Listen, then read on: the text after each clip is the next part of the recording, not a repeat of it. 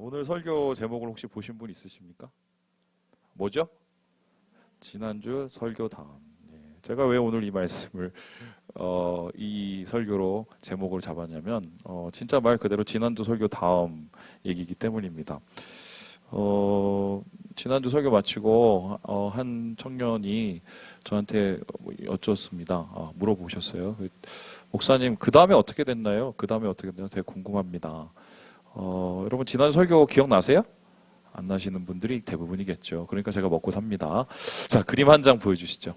이거였습니다. 다윗이 사울을 피해서 두려워서 이 블레셋 땅 가드에 있는 아기스 왕을 찾아가지요. 거기는 이제 사울의 적이기 때문에 적의 적은 동지가 아닐까 하고 갔는데 살 곳이 아니라 죽을 곳이었다. 그래서 미친 척하면서 위기를 겨우 모면하고 목숨만 건지고 나왔는데 그러고 나서 생각을 고쳐먹죠. 야, 이 사람 의지하고 살지 말자. 하나님 의지하자. 이러면서 주님께 의지하고 주님께 맡기는 삶 살기 위해서 이제 아둘람 굴로 들어간다. 거기에는 왜 하나님밖에 없었기 때문에 이 이야기가 우리 지난주의 이야기였습니다.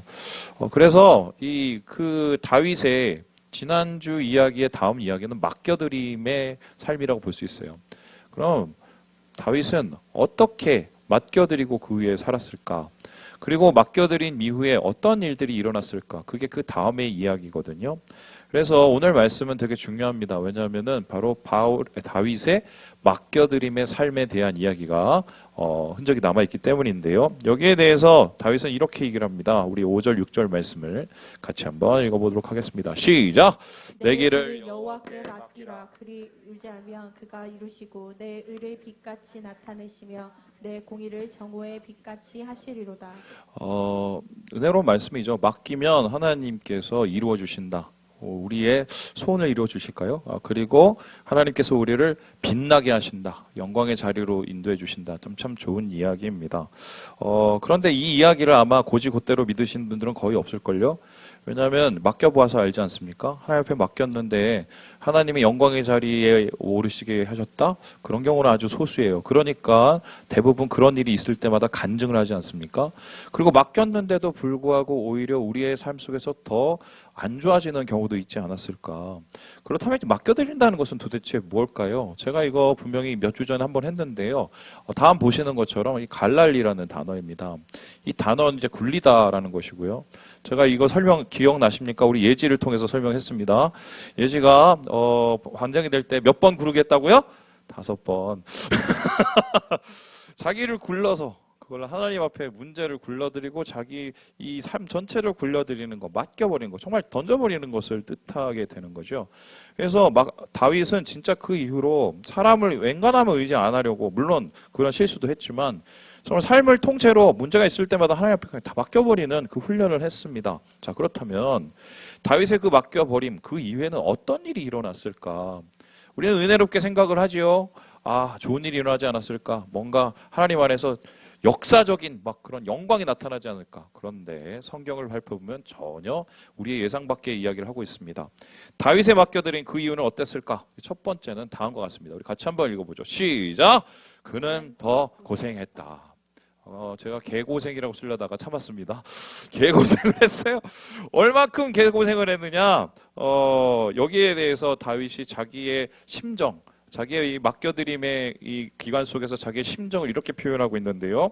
우리 함께 8절의 말씀을 같이 한번 읽어보도록 하겠습니다. 시작! 분을 그치고 너를 바라며 불평하지 말라. 오히려 악을 만들 뿐이라. 맡겨드렸을 때 자기의 감정을 가장 크게 지배하였던 그 무엇이 뭐냐면 분노였다는 겁니다. 분노, 불평 이런 것은 다 화를 내고 우리의 이 마음을 파괴시키는 가장 강렬한 감정이지요. 이런 감정 끝에 어떤 마음까지 들었냐? 우리의 마음이 망가지는 악한 마음까지 들었다는 겁니다. 여러분 아시죠? 계속 힘든 일이 오면은 우리 마음속에 화가 나고 화가 나는데도 이게 풀리지 않으면 나중에 우리가 독해지지 않습니까? 다윗도 똑같은 과정을 거치면서 마음이 병들어 갔다고 이야기를 하고 있습니다. 그렇다면 도대체 맡기고 나서 어떤 일이 일어났을까? 이 그림을 보면 이해가 되시는데요. 여러분 아마 그 위에 편에 아마 그 지도를 기억하실 겁니다. 그 자기가 있었던 그 곳에서 가드까지 간 그거는 한 거의 이 다윗의 도피 과정의 10%도 안 돼요. 10%도 안 돼요. 그리고 나머지 저기 그 초록색 그 저걸 쫓아가 보세요. 저렇게 그냥 한마디로 여기저기 쫓아다니면서 계속해서 돌아다녔습니다.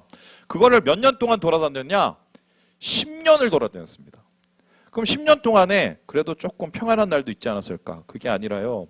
언제 끝날지도 모르고 오히려 더 심한 경우도 있고 사울은 죽기 살기로 자기를 쫓아서 정말 칼이 목까지 차오르는 그런 순간을 경험하기도 했습니다. 그래서 이 다윗의 맡겨드림 우리가 생각할 땐 은혜롭게 그 이유가 했으면 좋겠는데 전혀 그렇지 않았다는 것을 뜻하죠. 마찬가지죠. 우리도 생각을 해봅시다. 하나님 앞에 무슨 어려운 문제가 있습니다. 괴로움이 있습니다. 맡겨드립니다. 주님 맡으시옵소서. 이거 내가 해결 못합니다. 맡으시옵소서. 자 한번 손들어 봅시다. 그렇게 맡겼더니 갑자기 하나님이 그 다음날 다 완전히 해결해 주시고 이뤄주셨다. 손들어 보세요. 있어요 없어요? 없죠. 이게 현실이야. 저는 현실을 절대 외면하지 않습니다. 이게 우리의 현실이에요. 절대 이거는 우리가 생각할 때 해피엔딩이 아니에요.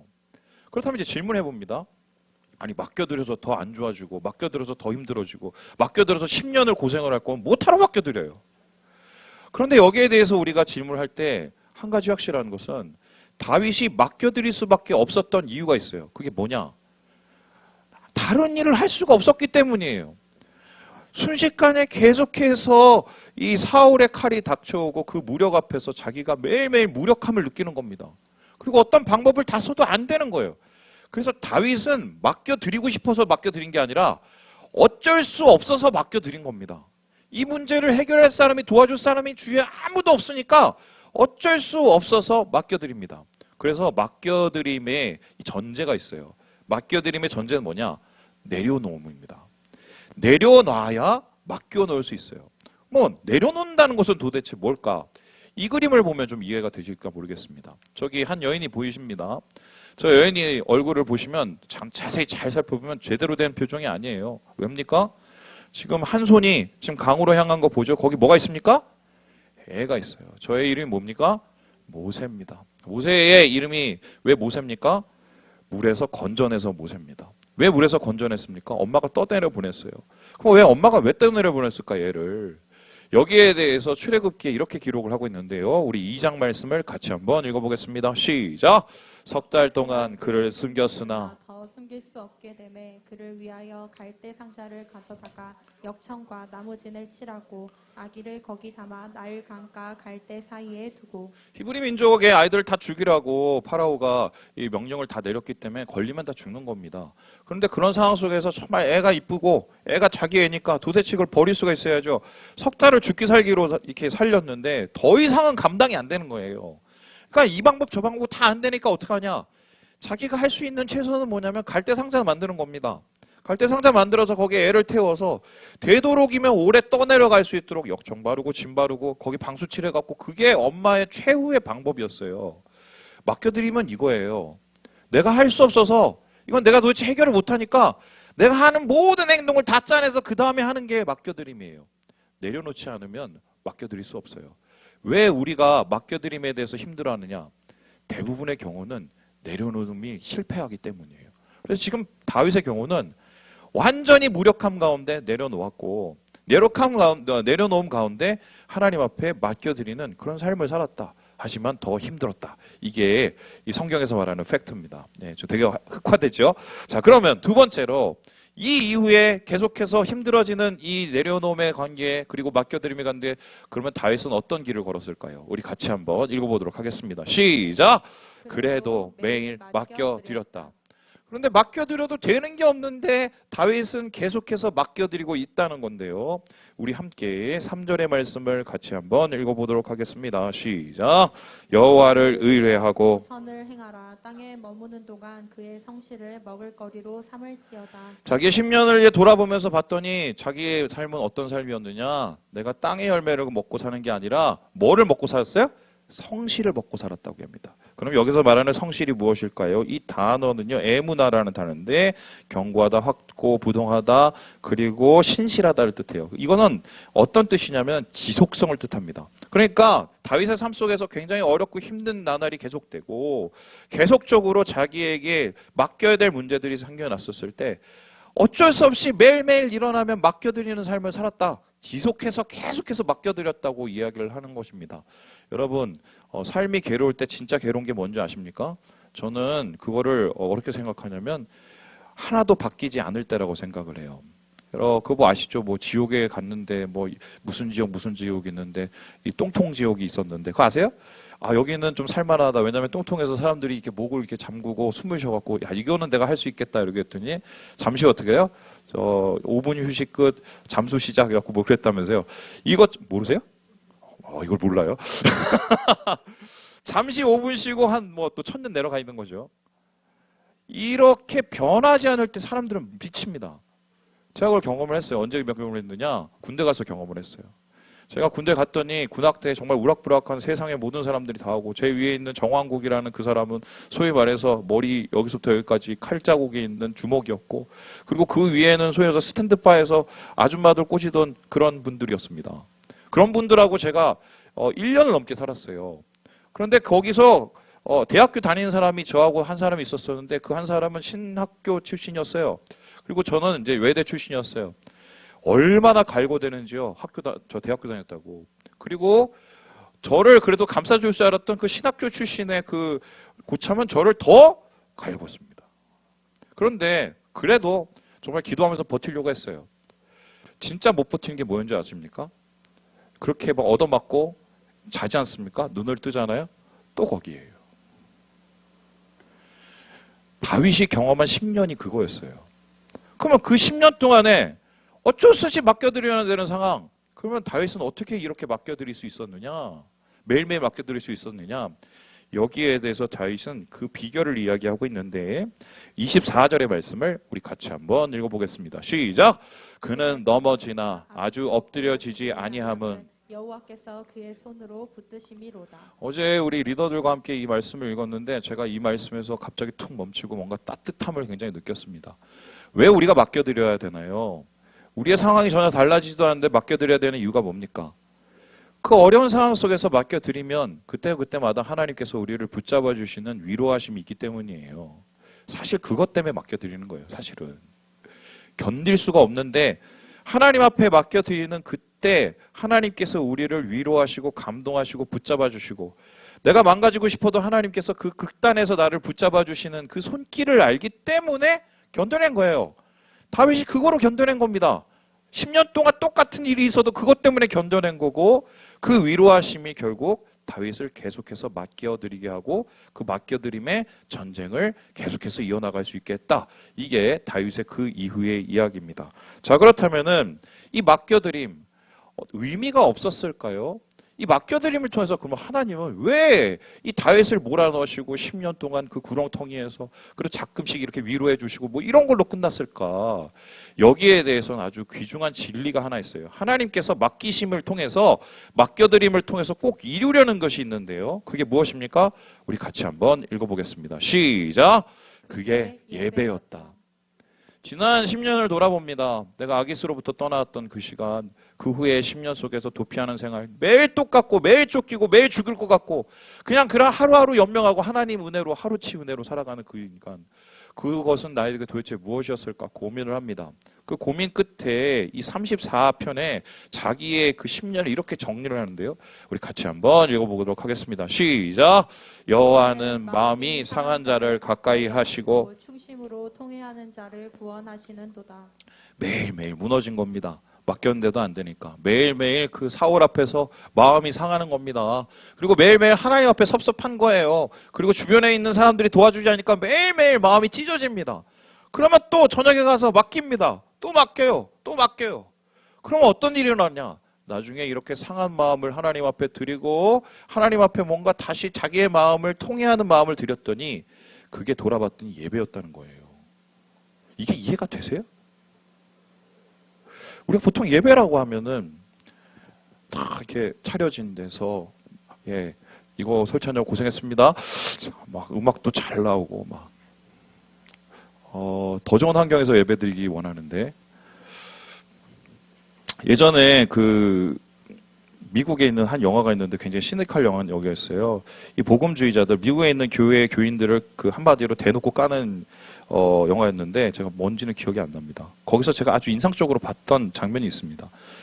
그 믿지 않는 사람들 혹은 기독교에 대해서 안티를 가지고 있는 사람들이 그 봤을 때 기독교인들이 제일 위선적으로 보일 때가 언제인지 아십니까? 막 밖에서는 엉망진창으로 살고 있다가 교회 딱 문 열고 들어오면 그거를 대놓고 까더라고요. 물론 우리가 예배 가운데 찬양하고 예배 가운데 말씀 듣고 예배 가운데 주의 임재를 느끼고 감동이 있죠. 그런데 그게 진짜 도움이 되세요? 물론 그 감동을 가지고 우리가 한 주를 살아가기도 하지만 사실 진짜 우리의 삶 속에서 예배는 그게 아니에요. 그거는 5%밖에 안 돼. 빙산의 일각이에요. 진짜 예배는 뭐냐? 삶 속에서 깨어지는 그 자리, 거기에서도 하나님을 붙들려는 그 몸부림입니다. 하나님이 왜 10년 동안 다윗을 여기에 몰아넣으시고 맡겨드리는 이 작업을 계속해서 시켰느냐? 고통스럽죠? 진짜 예배자를 세우려고 그랬던 거예요.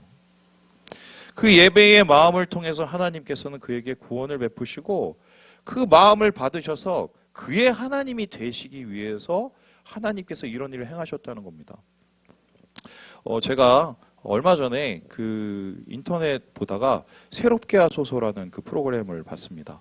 거기 이제 오랜만에 반가운 얼굴이 한 명 나왔는데 반가운지 잘 모르겠지만 이 남경필 전 지사 아세요 혹시? 모르신가요? 역시 예, 정치에 관심이 없습니다.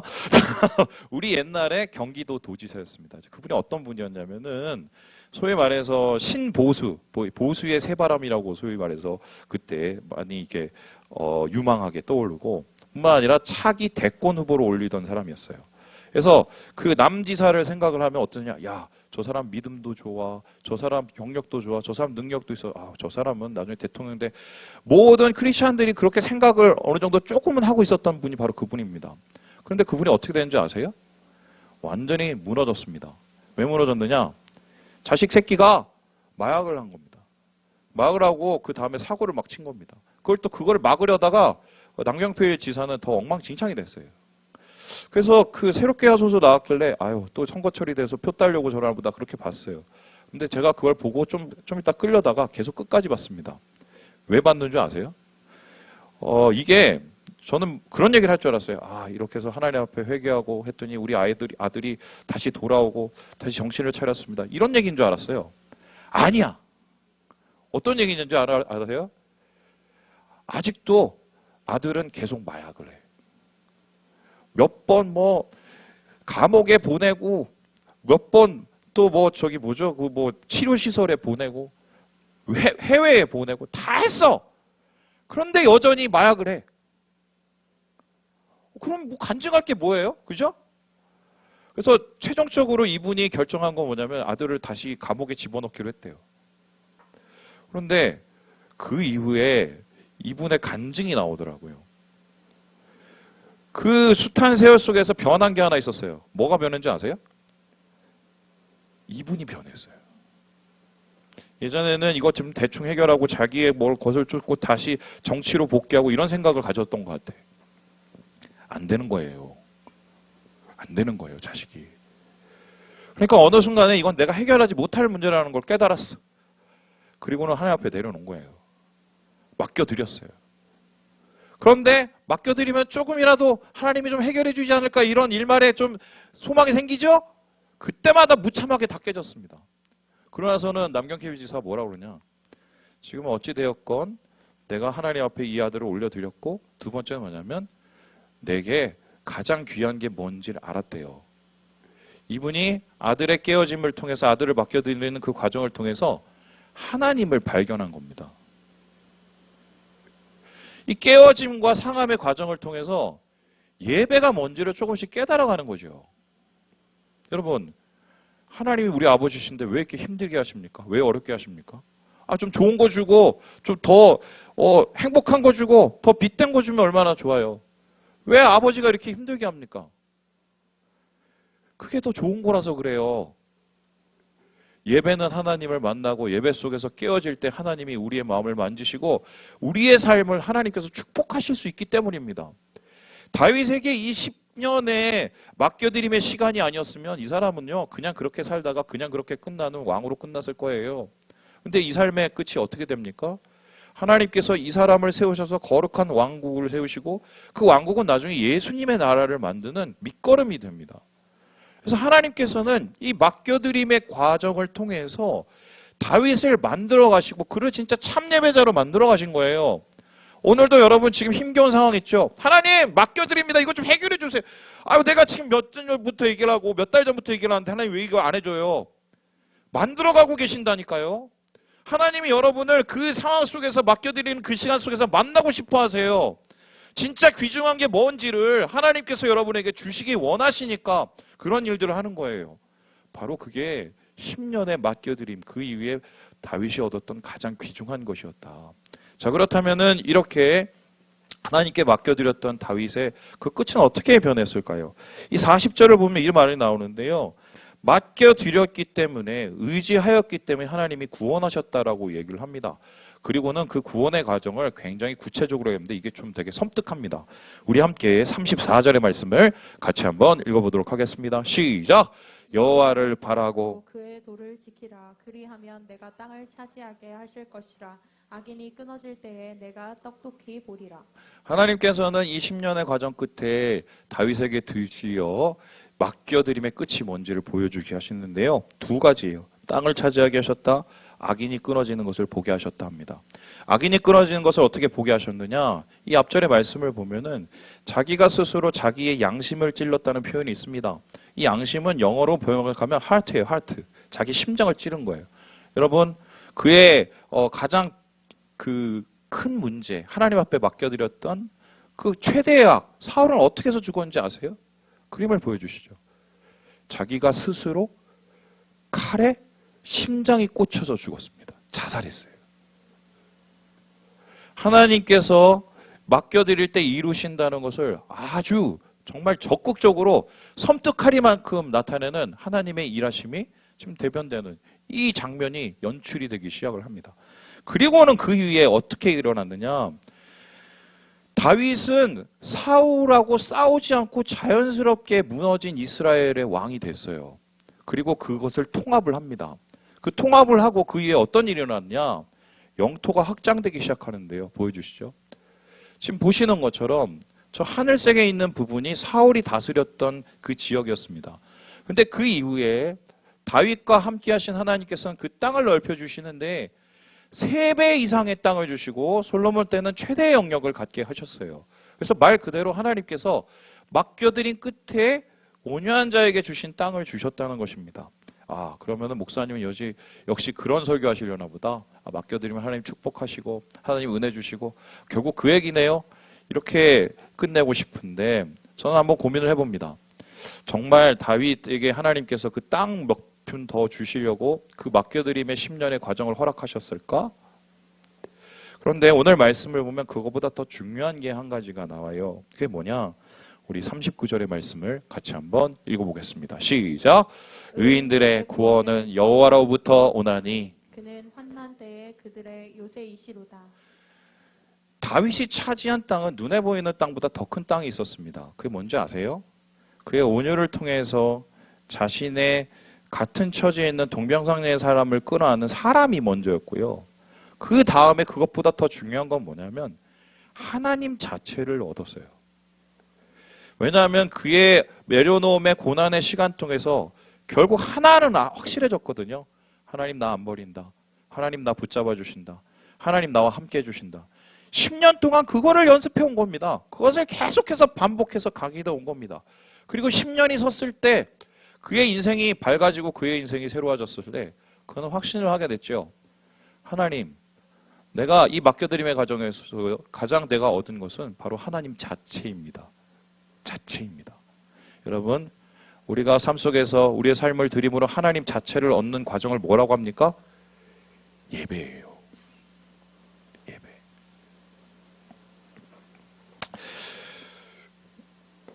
그래서 저는 좀 여러분께 좀 심각한 얘기를 좀 전합니다.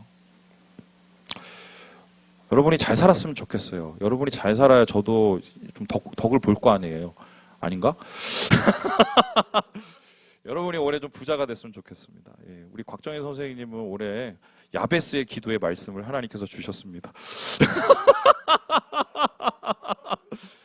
에, 저도 좀 땅이 생기겠죠?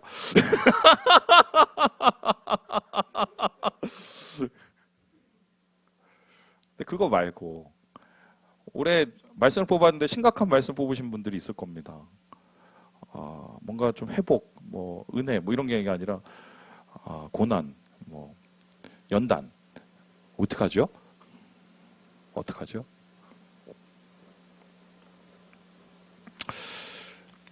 우리 어머니 얘기하고 마칠게요. 예. 우리 어머니가 매 새벽마다 저 뒷자리에 앉아서 예배를 드리십니다. 예. 여러분 착각하시죠? 우리 어머니가 굉장히 인자하시고 어머니가 굉장히 은혜가 많으신 분이라고 착각하시는 분이 있습니다.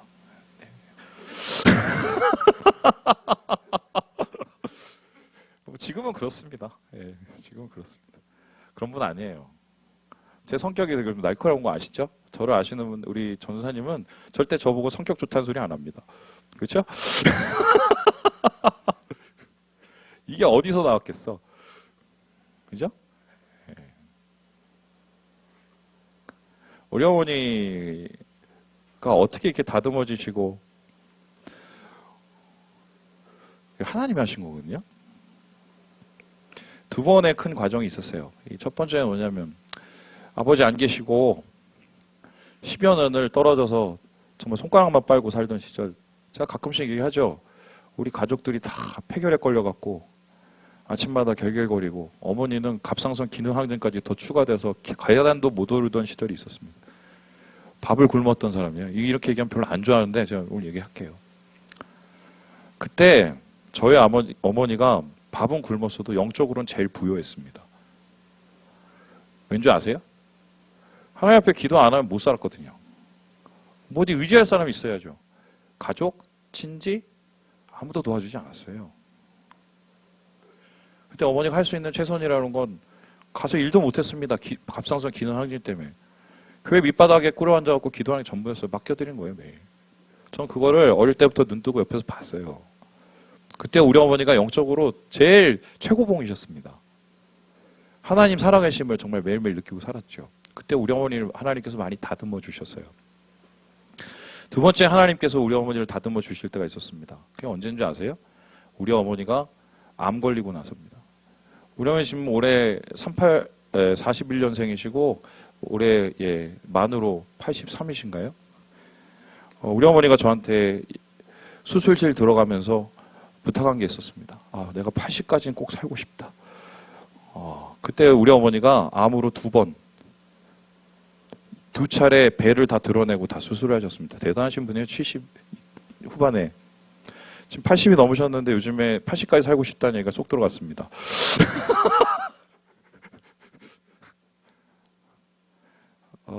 왜 그런 일을 하셨을까? 물론 하나님께서 여러 가지 이유가 있었지만 우리 어머니가 내려놓지 못하는 게 한 가지가 있었어요. 그게 뭔지 아세요? 자식이었어요, 자식. 근데 목숨이 왔다 갔다 하는 순간에 뭐가 중요한지 깨달으셨죠. 그리고 덤으로 사는 인생이 뭔지 아시고 하나님이 주신 나머지 삶 속에서 무엇을 위해 살아야 되는지 어머니가 똑똑히 기억하셨습니다. 제가 아직도 기억하는데 저희 어머니 마지막으로 수술실 들어갔을 때 제가 옆에 있었거든요. 수술 들어가면서 옆에 이렇게 끌어가는 간호사 그 남자분한테 예수 믿으라고 전도하면서 들어가셨어요. 그분은 무슨 죄입니까? 그리고 우리 어머니 마음이 많이 변하셨어요. 인자해지시고. 네, 이걸 보시면 안 되는데. 말씀을 마칩니다.